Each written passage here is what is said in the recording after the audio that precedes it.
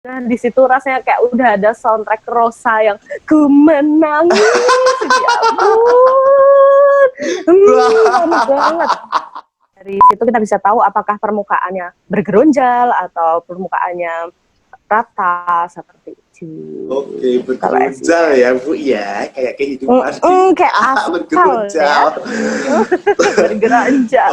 Oke, 3, 2, 1, oh,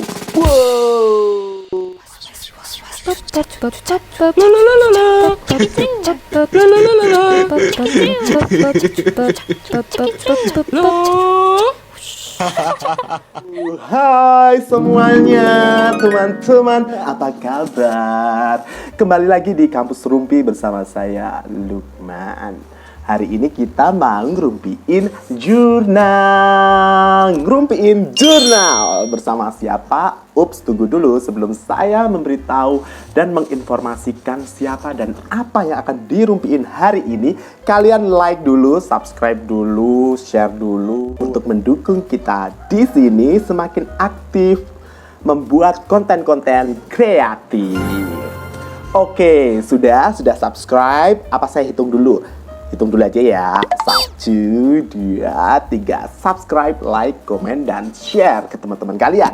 Oke, dan siapa sih yang akan menjadi bintang tamu kita pada apa ya namanya ini ya? Rumpiin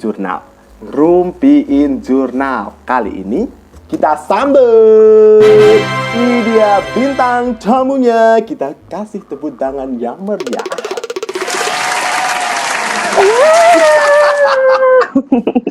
Ya ampun, kamu siapa? Kenalin sambil nyapa dulu. Halo, nama aku Tika dari Indonesia. Mantap. 25 tahun. Pemilihan Putri Indonesia banget. 25 tahun Indonesia. Oke. Tika sekarang lagi di mana?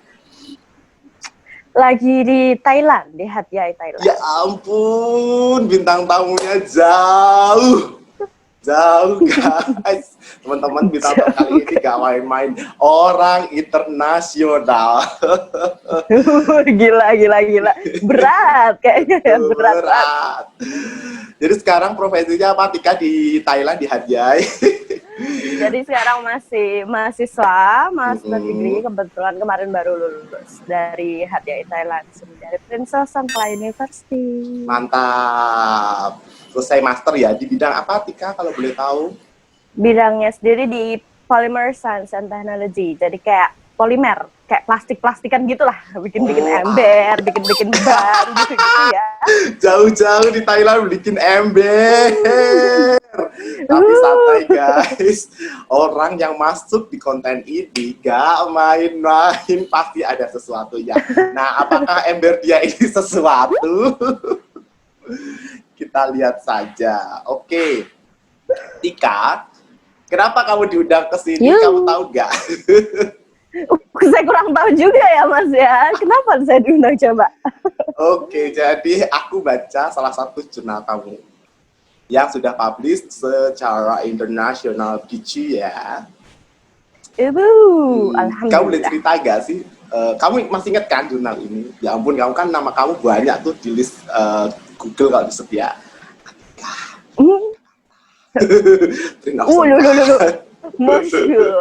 Ada 15 jurnal internasional punya doi.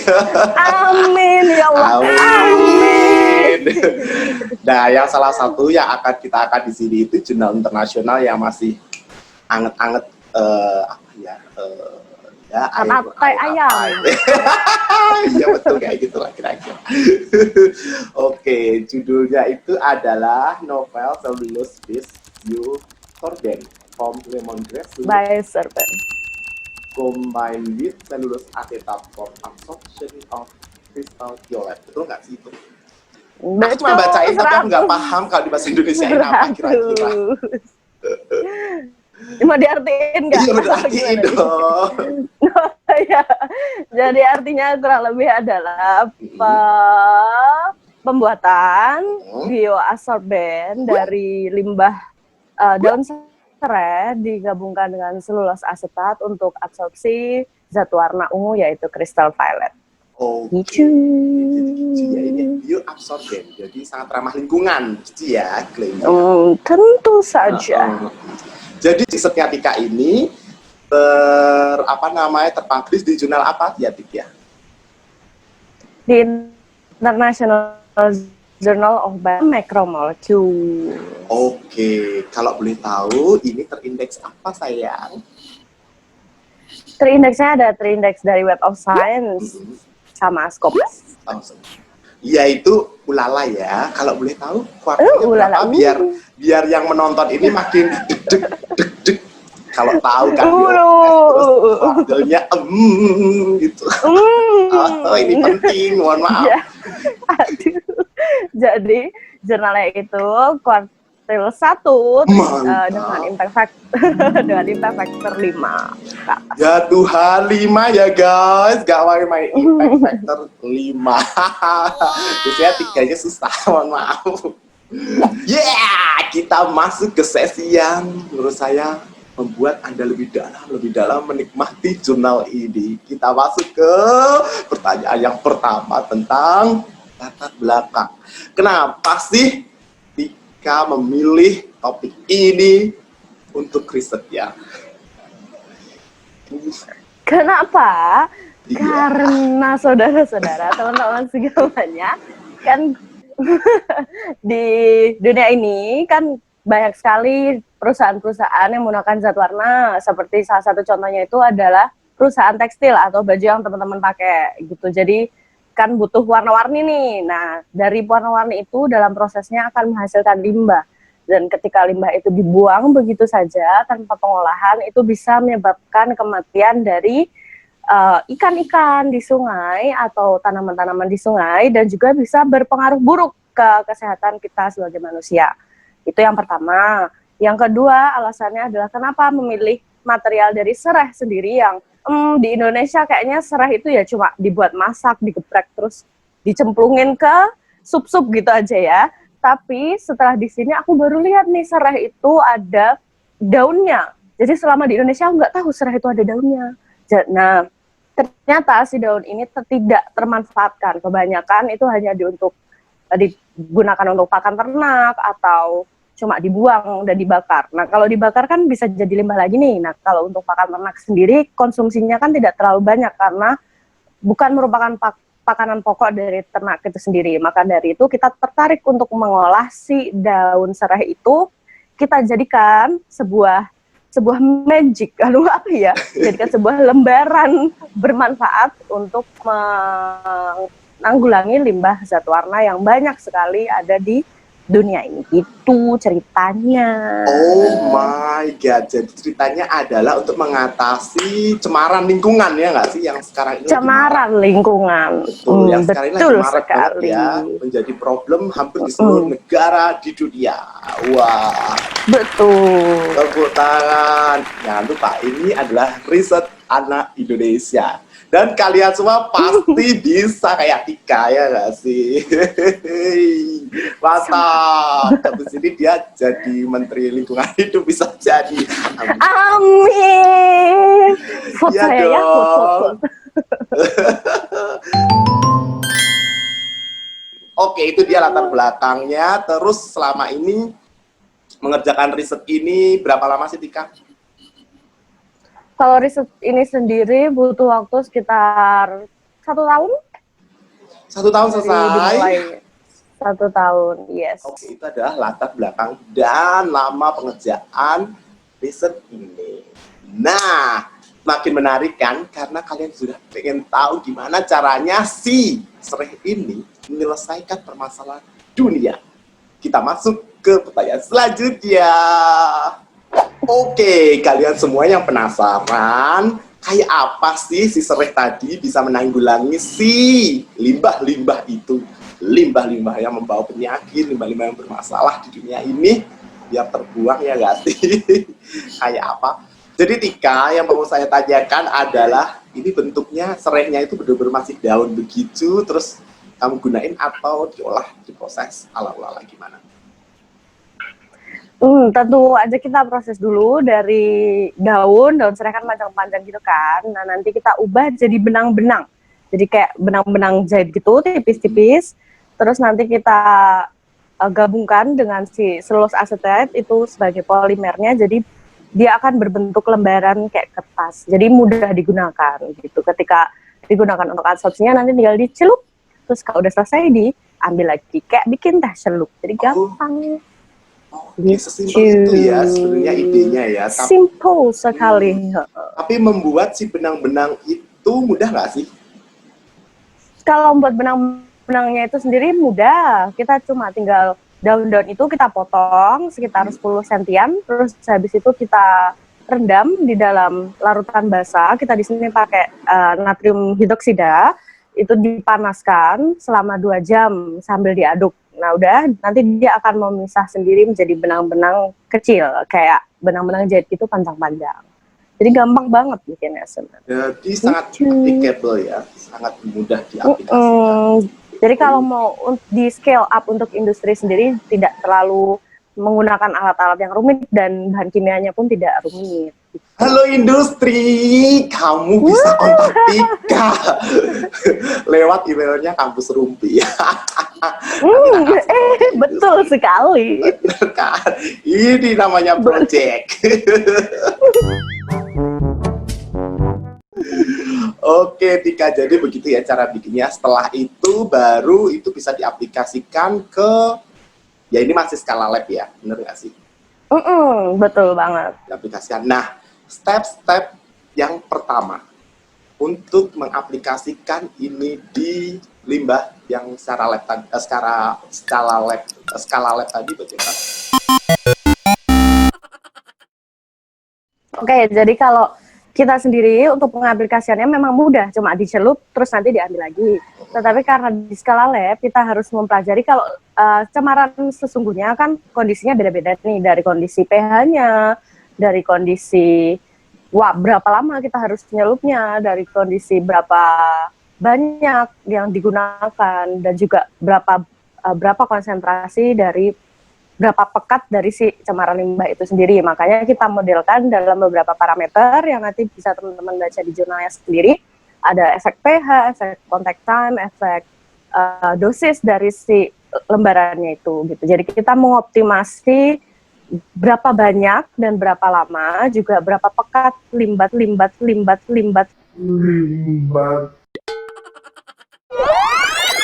Gitu. Jadi kita mengoptimasi berapa banyak dan berapa lama, juga berapa pekat limbah yang bisa ditanggulangi oleh si serai ini gitu. Nanti bisa detailnya mungkin bisa dibaca sendiri. Gitu. Oke, jadi ada parameter-parameter untuk mengetahui bahwa si produknya Tika ini, bioabsorban ini memang benar-benar bisa bermanfaat untuk mengabsorb limbah-limbah cemaran warna, gitu ya. Betul. Oke, Tika, tapi di sini dalam riset kamu ini membandingkan nggak sih dengan seumpamanya absorben yang dijual secara umum atau biasa dipakai orang begitu? Sebenarnya kalau dari absorben sendiri biasanya tidak ada absorben umum karena biasanya dari pengembangan riset dan development masing-masing, tetapi kita bandingkan dengan absorben-absorben yang dibuat dengan material-material inorganik seperti lempung, maksudnya seperti tanah liat atau material-material organik lain. Itu ada di bagian akhir dari jurnalnya. Kita bandingkan absorben kita sendiri, kita ketahui lebih ramah lingkungan karena ketika sudah dipakai akan terurai di alam karena dasar materialnya sendiri adalah bahan alam, yaitu serai kan. Jadi ketika kita buang pun dia akan terurai. Selulose sendiri adalah salah satu komponen dari tumbuhan sehingga tidak akan mencemari lingkungan ke depannya. Selain itu, material yang kita kembangkan juga lebih praktis karena penggunaannya hanya dimasukkan lalu ditarik kembali semudah itu. Sedangkan yang lainnya biasanya dalam bentuk bubuk yang ketika kita pisahkan harus disaring, kayak ketika bikin kopi nih. Setelah bikin kopi, setelah dicampur nanti ampas kopinya harus kita saring lagi. Kalau kita enggak, kita kayak semacam sediaan teh celup, masukkan, setelah dia bekerja kita tarik lagi, seperti itu. Jadi ketika dibandingkan, insya Allah lebih mudah dan lebih ramah lingkungan. Oke, ini sangat mudah dibayangkan ya. Jadi memang ini kayaknya sehari-hari pun bisa dipakai gitu ya untuk cemaran yang ada di depan rumah, apa ya namanya, selokan, got dan lain sebagainya. Bisa untuk mungkin industri batik skala kecil kebanyakan, karena mereka tidak terlalu memikirkan ketika membuang limbah zat warna yang mereka gunakan ke selokan-selokan seperti itu. Mungkin sebelum dibuang ditampung dulu, digunakan, diserap, setelah itu nanti ketika sudah agak jernih baru bisa dibuang seperti itu. Sebenarnya sasarannya bisa lebih ke industri skala kecil kayak gitu juga. Oke, saya akan tanya Tika berdasarkan apa yang dia tulis di jurnal ini. Jurnal ini. Oke Tika, ya bisa kamu jelaskan tentang result kamu? Itu apa sih yang pertama kali gitu? Yang paling membuat orang tercengang manja. Sebenarnya kalau ke result, karena macam-macam di situ bisa dibagi dua, yaitu kita ingin mengetahui gimana sih karakter dari si materialnya, itu yang pertama. Itu sebenarnya sebagai deskriptif cerita, kayak gimana sih permukaannya dan lain-lainnya. Tapi sebenarnya dan yang kedua adalah tentang absorpsinya, yaitu bagaimana si material ini bekerja dalam keadaan seperti apa dia bisa optimum bekerja, dan selain itu bagaimana secara kimiawi ia bekerja. Tetapi sebenarnya result paling penting dalam sebuah riset absorpsi menurut saya itu adalah kapasitasnya. Jadi berapa banyak si adsorben ini bisa mengambil limbahnya ke dalam materialnya gitu. Jadi berapa banyak dia bisa menyerap si limbah ini gitu. Dan adsorben kita, alhamdulillah yang kita temukan hasilnya lumayan bagus seperti itu. Oke, bisa dijelaskan nggak sih lebih detail maksudnya seberapa persen dari absorpsinya begitu? Kalau dari jumlahnya sendiri kita temukan sekitar 6,10 mg per gram. Jadi kita si material si serai ini bisa menyerap 36,10 mg limbah warna tadi dalam setiap gram yang digunakan. Jadi agak lumayan, tidak butuh adsorben yang lebar untuk menyerap si limbahnya. Tidak butuh dosis yang terlalu besar. Terus apakah ini ada hubungannya dengan gambar SEM yang kamu tampilkan di sini? Apa hubungannya dari serapan tadi dengan SEM-nya? Kalau untuk SEM sendiri itu adalah kita untuk mengetahui si karakter dari material yang kita buat. Jadi karena kita menggabungkan dua material, yaitu si sereh tadi dan juga benang-benang serehnya dan juga selulose asetate sebagai plastik pembungkusnya lah ya istilahnya seperti. Jadi kita ingin tahu interaksi, kita bayangkan si serehnya ini seperti mie. Terus habis itu kita si selulose asetate-nya itu seperti plastik. Nah, bagaimana apakah si mie ini berada di dalam plastik atau plastiknya ada di atas mie? Nah, itu yang kita ingin ketahui. Jadi ketika dia punya rekatan yang baik, misal si yang kita temukan adalah si plastiknya itu berada di atas mie dan memiliki rekatan yang baik. Nah, rekatan yang baik ini akan berpengaruh kepada kekuatan si materialnya ketika digunakan. Jadi ketika digunakan kita celupkan itu setelah beberapa waktu dia tidak akan buyar menjadi benang-benang. Itu yang ingin kita ketahui dari karakterisasi dari SEM sendiri. Gitu. Nanti didukung oleh ada macam-macam, ada AFM, ada tensile. Tensile itu sendiri untuk kuat mekaniknya juga. Gitu. Lebih ke situ. Kalau arahnya bukan untuk keabsorpsinya. Kalau keabsorpsinya sendiri akan diceritakan oleh kristalinitas dari XRD-nya. Oke, jadi kalau SEM tadi ternyata untuk mengetahui kinerja dari bahan CA tadi ya? Bahannya, selulose asetate-nya. Bagaimana mereka bergabung gitu. Oke. Oh ya, yang perlu dijelaskan kepada teman-teman apa sih SEM tadi begitu? Kalau ada teman-teman yang nggak paham. Oke, SEM sendiri itu adalah sebuah alat untuk mengetahui permukaan dari suatu benda. Kayak semacam mikroskop kalau teman-teman pernah praktikum biologi. Nah, itu sama karena kepanjangannya pun sama, scanning electron microscope.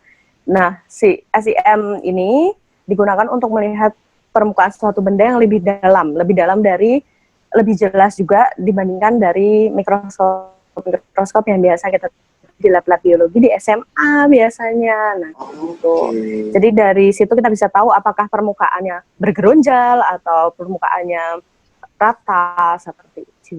Oke, bergerunjal ya Bu ya, kayak kehidupan kayak aspal bergerunjal. Ya. Bergeranjal. Oke. Tapi yang jelas yang ingin saya tanyakan selanjutnya adalah apa sih manfaat dari kayak thermal properties, ada tensile properties yang sudah dijelaskan tadi sebelumnya. Kalau tensile properties itu tadi udah disinggung. Kalau tensile sendiri kita ingin mengetahui kuatnya dari material, karena materialnya itu berbentuk seperti kertas. Kita ingin coba berapa kuat dia ketika ditarik. Jadi di sini kita pakainya kan kuat tarik. Ketika ditarik berapa lama dia bisa menahan tarikannya itu gitu. Itu berkaitan dengan ketika nanti dipakai, keadaan pengolahan limbah kebanyakan di perusahaan itu dalam kondisi ekstrim. Jadi ketika nanti dia digunakan dalam waktu lama, dalam tekanan alir si limbah yang begitu besar, apakah dia bisa bertahan dalam jangka waktu cukup lama? Itu yang pertama untuk tensile. Yang kedua untuk thermal. Nah, sekali lagi ketika nanti digunakan, keadaannya ekstrim itu tadi, bisa jadi limbah yang dibuang itu tidak diturunkan suhunya terlebih dahulu. Jadi bisa dalam keadaan panas. Jadi kita ingin tahu itu satu. Yang kedua itu untuk mengetahui keberhasilan si material ini bergabung. Jadi kita melihat dari kekuatan ketahanannya dia terhadap panas. Ketika digabungkan, biasanya ketika dua material digabungkan, maka kekuatannya terhadap panas akan naik. Jadi kita tahu bahwa si serai ini sudah bergabung dengan si cellulose acetate. Jadi kita tidak tiba-tiba kita punya material, ternyata di situ cuma si serahnya doang atau hanya cellulose acetate-nya doang gitu. Jadi kita tahu bahwa dua-duanya memang ada di situ. Terus juga ada properties yang lain adalah swelling. Jadi apakah kayak pipi yang swelling? Oke, bisa dijelaskan swelling itu apa? Iya, kalau swelling itu sendiri untuk penyerapan air. Penyerapan air itu bisa kita bayangkan kayak kita nyelupin tisu tuh, nyelupin apa ya? Nyelupin kapas. Misal kita celupkan ke air, nanti dia akan mengembang. Nah, itu akan nanti akan berkaitan dengan ketika kita melakukan adsorpsi, seberapa baik si adsorben ini bisa menyerap air. Karena si limbah ini kan dalam bentuk limbah cair. Nah, kalau dia bisa menyerap air dengan baik, nah si limbah ini bisa masuk ke dalam materialnya, sehingga nanti limbahnya sendiri akan terperangkap dalam materialnya. Gitu. Dari tiga ini, mana sih yang paling penting properties dari thermal, terus tensile, sama swelling? Mana yang paling penting dalam menjadi bioabsorban begitu? Kalau yang paling penting untuk absorpsi sendiri adalah si swelling, karena kemampuan untuk bahan kita untuk diakses si limbah, karena si limbah ini dalam bentuk cair, maka si material ini harus bisa juga diakses oleh cairan gitu. Kalau misal ternyata dia padat sekali, keras sekali, misal kayak batu gitu kan, nggak bisa dialiri air dalamnya, jadi dia tidak akan bisa bekerja sebagai adsorben.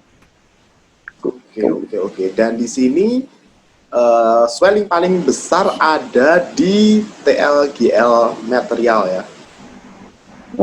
Itu sebenarnya TLGL itu adalah si serai sendiri. Serai sendiri tanpa bahan yang lain. Tanpa bahan yang lain. Itu memang swellingnya paling besar, nanti bisa dilihat juga absorpsinya sebenarnya paling besar. Tapi ketika kita menggunakan si serai sendiri, karena bentuknya emi-emi itu tadi, ketika digunakan untuk absorpsi, nanti ada juga gambarnya di jurnalnya, ketika digunakan untuk absorpsi, ketika digunakan itu si benang-benangnya akan terpisah, karena kebanyakan absorpsi dilakukan dalam jangka waktu panjang, dalam berjam-jam, bisa 4 jam, 6 jam, 12 jam, atau berhari-hari. Nah, itu si benangnya akan terpisah kecil-kecil dan turun ke bawah. Nah, si endapan dari benang itu akan menjadi limbah lagi. Jadi bukannya menyelesaikan masalah, malah nambah masalah. Makanya Makanya kita gunakan silus acetate sebagai plastik sehingga tidak ada endapan yang tertinggal, tinggal diambil bersih, airnya bersih, limbahnya bersih dari limbah, segera dibuang, bisa dilepaskan lagi ke alam. Oke, ternyata produk dengan benang-benang ini yang dilapisi dengan CA atau apa namanya tadi? Selulose Acetate.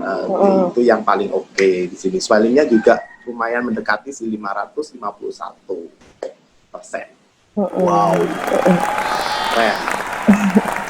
Oke, dan selanjutnya saya penasaran banget sebenarnya optimalisasi dari bioabsorben ini tuh seperti apa sih? Gitu.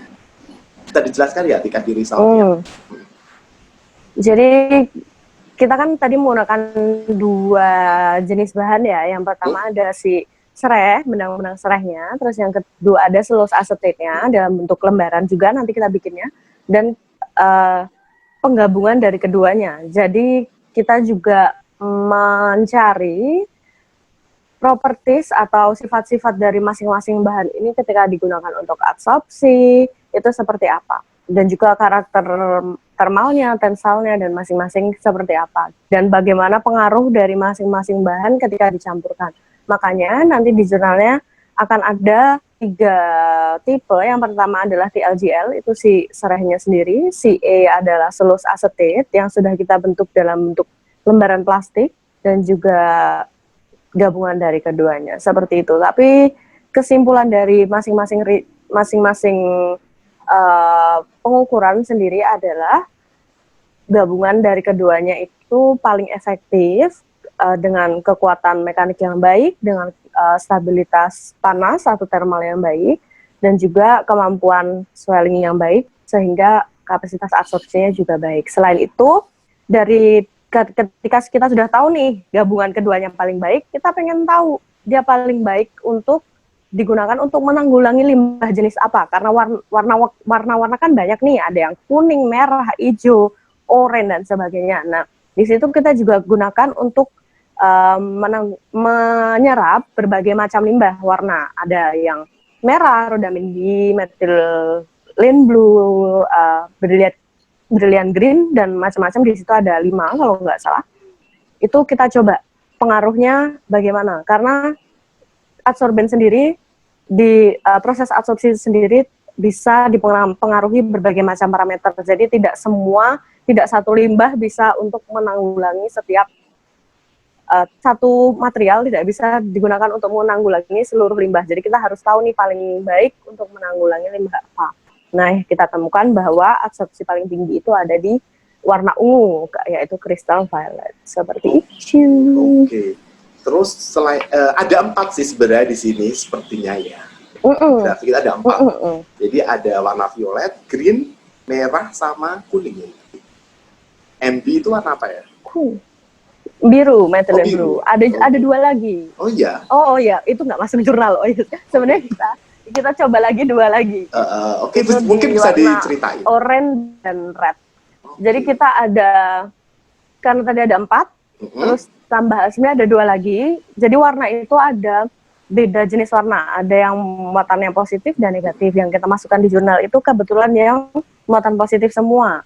Ada biru, hijau, terus merah sama ungu. Terus yang muatan negatif itu ada di merah, tapi berbeda merah, itu namanya methyl red, sama reaktif oranye, yaitu untuk warna oranye gitu. Tapi karena material kita ini muatannya sendiri negatif, itu secara kimiawi dari penyusun materialnya itu muatannya negatif, makanya ketika digunakan untuk absorpsi warna yang mempunyai muatan negatif juga, sehingga tidak baik, karena negatif sama negatif seperti kutub-kutub baterai dan magnet pasti akan tolak-menolak gitu kan, karena sama muatannya. Nah, ketika kita gunakan untuk yang bermuatan positif, absorpsinya lebih baik, seperti yang ditampilkan di tabel yang ada di publikasi kayak gitu. Tapi paling baik memang untuk di crystal violet, karena dari ukurannya juga mendukung, dari muatannya juga mendukung. Gitu. Oke, jadi ternyata ada spesifikasi tertentu ya yang bisa optimal diabsorb begitu dengan produk ini. Oke, ulala. Jadi harus bermuatan yang saling berlawanan, negatif dengan positif begitu ya. Terus Tika yang ingin saya tanyakan kembali, gimana sih cara mengetahui warna tersebut bermuatan positif atau negatif begitu? Kebetulan itu sebenarnya paling mudah diketahui dari bungkusnya, karena gitu. pasti sudah diklasifikasi dia adalah pewarna kationik atau berwarna anionik seperti itu. Kalau tidak ada, berarti kita bisa search namanya di Google, nanti kita bisa lihat strukturnya ketika trionisasi dalam air, apakah dia positif atau negatif. Kalau kationik ini adalah sekali mungkin yang muatan positif, kalau yang anionik itu muatannya negatif. Begitu. Dan yang ingin saya tanyakan selanjutnya, ini mungkin juga jadi pertanyaan dari teman-teman yang menyimak pembicaraan kita episode kali ini, Tika. Setelah dianalisa dengan berbagai macam alat teknologi canggih yang ada di jurnal ini, apa sih sebenarnya penyebab bioabsorben ini bisa mengabsorpsi begitu? Apa sih sebenarnya yang bisa menyebabkan begitu? Apakah karena absorpsi? Jadi, jadi nanti di jurnalnya sendiri akan digambarkan dari berbagai grafik-grafik, yaitu dari grafik kinetik dan isoterm. Itu adalah sebuah gambaran matematis yang dikembangkan dari zaman dahulu kala, zaman nenek moyang, untuk mengetahui bagaimana sih si warna ini bisa terabsorb ke dalam materialnya. Nah, dari perhitungan matematis tersebut yang kita peroleh dari eksperimental untuk efek waktu dan efek konsentrasi, kita peroleh bahwa ikatan si warna ini terhadap material kita adalah secara kimiawi. Jadi karena adanya gugus-gugus fungsi. Nah, gugus fungsi apakah ini? Nah, gugus fungsinya itu bisa kita deteksi dengan IR. Yang pertama itu dikarakterisasi nanti gugus fungsinya itu adalah karboksil dan hidroksil, yaitu COO- dan OH-. Makanya muatannya kan negatif, tadi minus-minus kan negatif.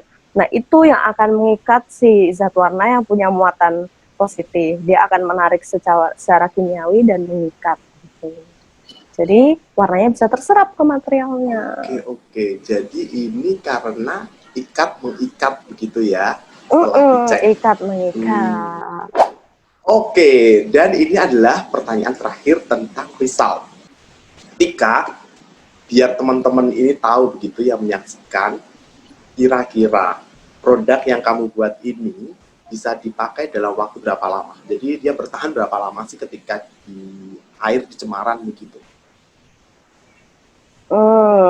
Kalau berapa lamanya sendiri kita coba modelkan di jurnalnya ini itu dengan reusability. Di chapternya namanya reusability, itu kita coba gunakan si material ini untuk 5 kali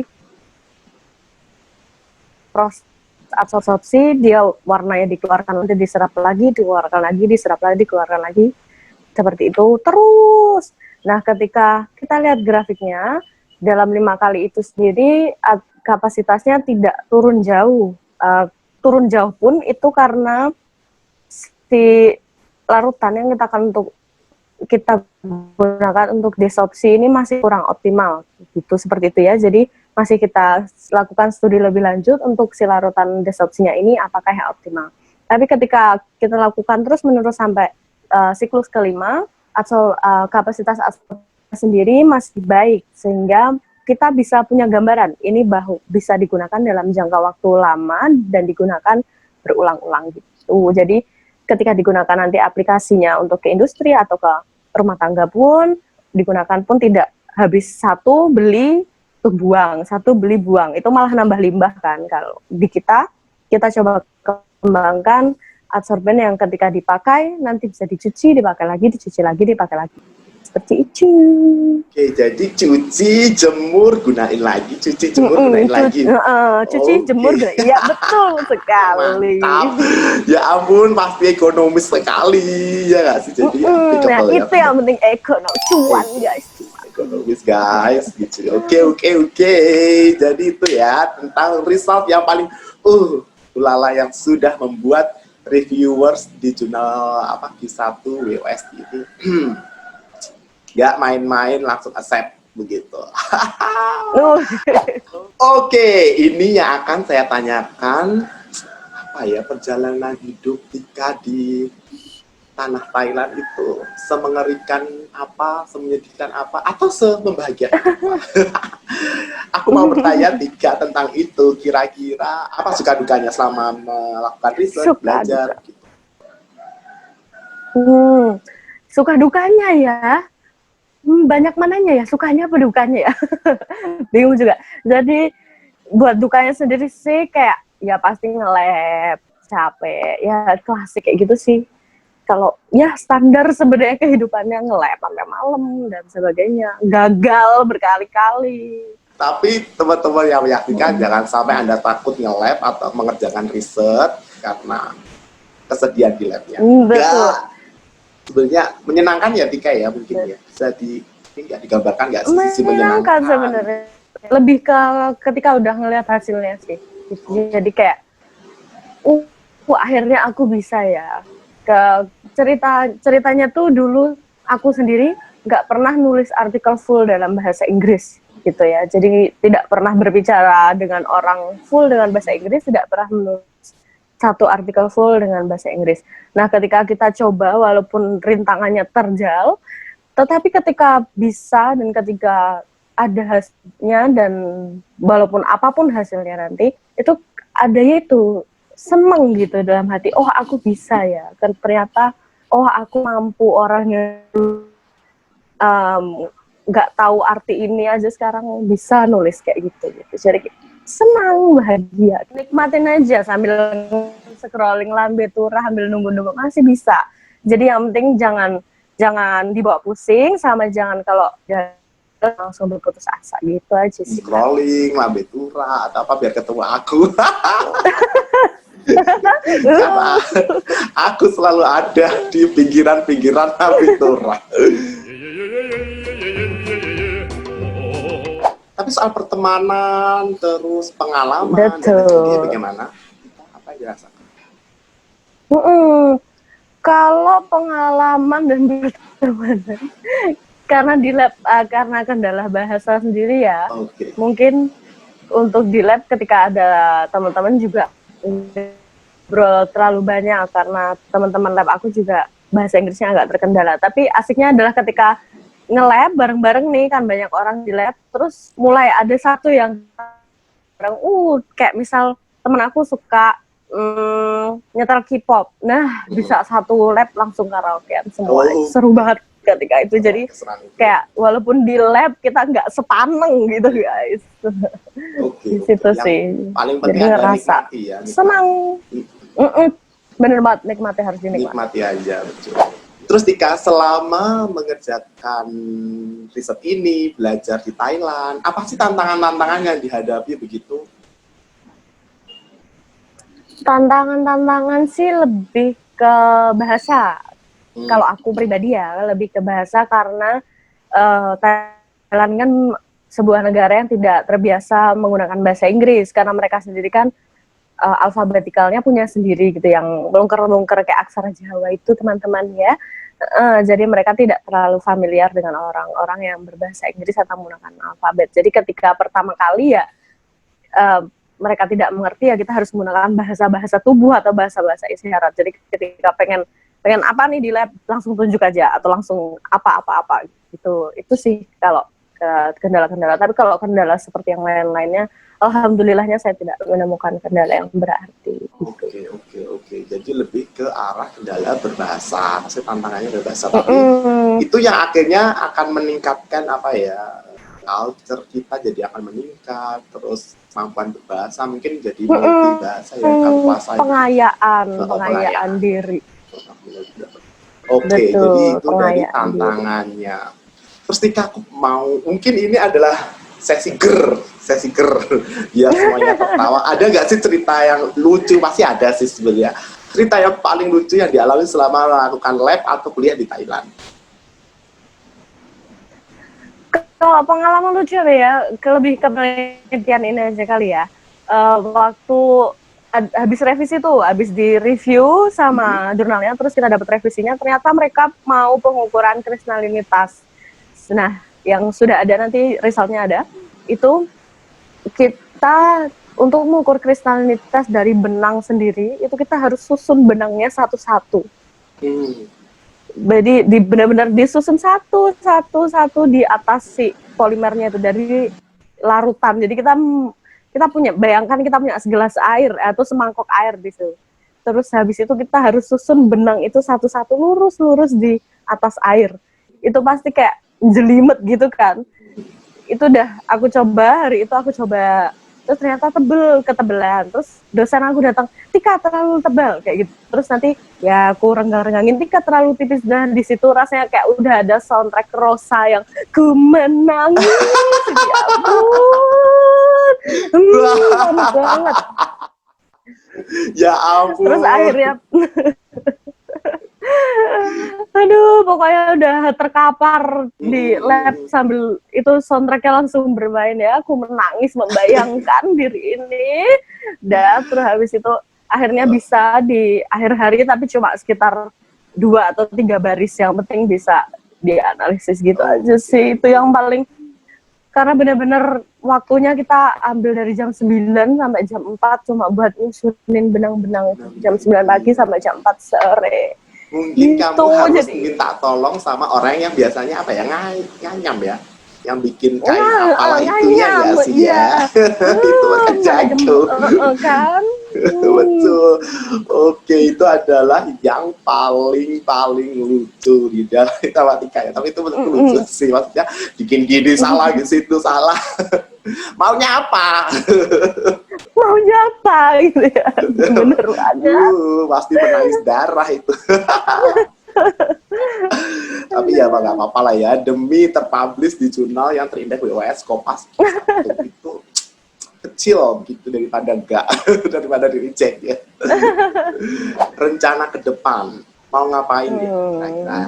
Jadi kalau buat rencana ke depan itu lebih ke, masih bingung sih sebenarnya mau untuk cari kerja atau mau lanjut ke S3. Tapi kalau yang masih ada pikiran itu pengen lanjut S3 untuk tetap di major atau apa ya, pendidikan konsentrasi yang sama, yaitu di rumpun konsentrasi yang sama, yaitu polimer. Tapi aku pengen berubah kayak lebih ke pembuatan polimer untuk alat-alat elektronik gitu. Tapi masih mencari. Mungkin kalau ada rekomendasi bisa komen nih di YouTube kampus Rumpi yang bagus di kampus mana misalnya. Betul. Atau mungkin kalau ada profesor yang tertarik dengan Tika, bisa ini hubungin Tika lewat emailnya kampus Rumpi, menawarkan beasiswa, rumah, mobil, fasilitas yang lain. Ini apa ini?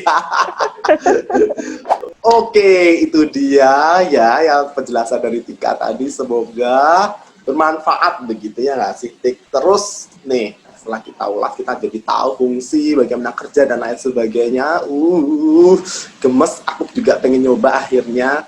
Mungkin bisa jadi inspirasi buat teman-teman yang lain yang menyaksikan.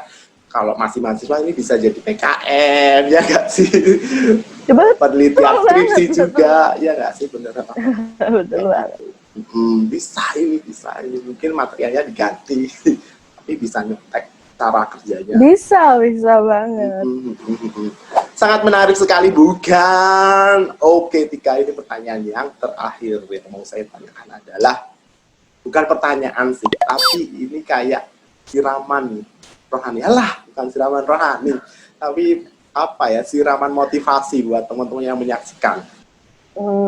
Jadi buat teman-teman semuanya, misal sekarang sedang dalam proses apapun, entah dalam proses penelitian juga, atau proses kuliah, atau proses bekerja, dan proses-proses lainnya dalam kehidupan teman-teman, nikmati aja. Jangan pernah menyerah, jangan pernah berputus asa. Ketika nanti di tengah jalan ada suatu batu yang begitu besar, it's okay to be not okay. Jadi ketika itu kalian bisa istirahat, ketika itu kalian bisa menangis, terserah kalian. Tetapi setelah itu jangan lupa untuk bangkit kembali, karena tujuan akhir kalian akan terus menunggu di sana. Kesuksesan itu akan terus menunggu kalian di sana. Jadi semangat semuanya. Semangat juga kehidupan yang melanjutkan. Terima kasih sudah mau jadi bintang tamu kita di acara ngerumpiin zona dari Kamus Rumpi. Semoga lancar kembali di Indonesia nanti. Amin, amin, Terus juga amin. segala aktivitas berjalan dengan lancar di masa pandemi ini. Jangan lupa jaga kesehatan, tetap sehat. Ini ya. Salam untuk semua teman-teman yang ada di Thailand, PPI Thailand, atau teman sekampusnya. Salam dari kami semua di Kamus Rumpi. Semoga tetap semangat dan segala aktivitasnya lancar ya, Badi. Gitu, makin keren, makin oke. Terima kasih Tika. Bye. Makasih Kamus Rumpi. Bye bye. Terima kasih. See you soon ya di Indonesia. Aku tunggu. See you.